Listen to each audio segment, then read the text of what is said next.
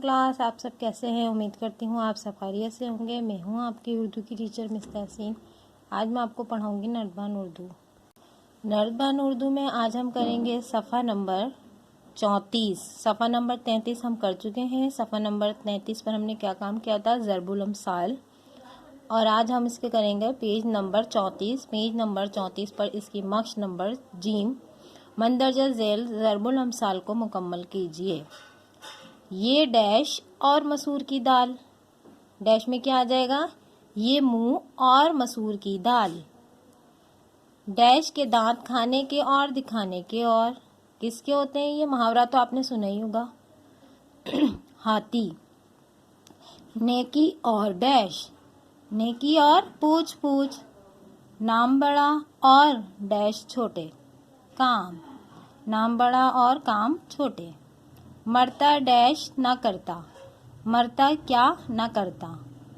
माले मुफ्त दिले डैश।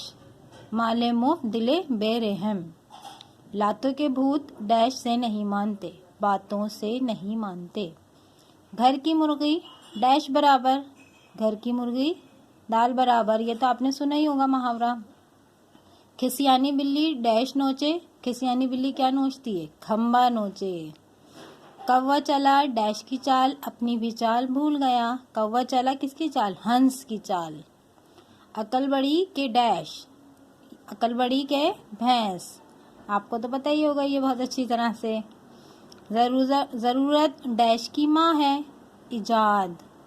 सीधी उंगलियों से डैश नहीं निकलता। क्या नहीं निकलता सीधी उंगलियों से? घी। दरिया में रहकर डैश से बेर। दरिया में रहकर किससे बेर? मगरमच्छ से। यानी दरिया में भी रह रहे हैं और बेर किससे कर रहे हैं? मगरमच्छ से।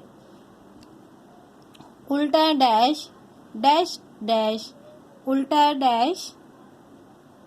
उल्टा डैश कोतवाल को डैश चोर डांटे। यानी उल्टा चोर कोतवाल को डांटे। आप ये एक्सरसाइज करेंगे। इसमें मंदरजा झेल ज़रबुल अम्साल को मुकम्मल करना था। आपने पीछे पेज नंबर 33 पे भी यही एक्सरसाइज की थी। ये इसकी एक्सरसाइज जीम है।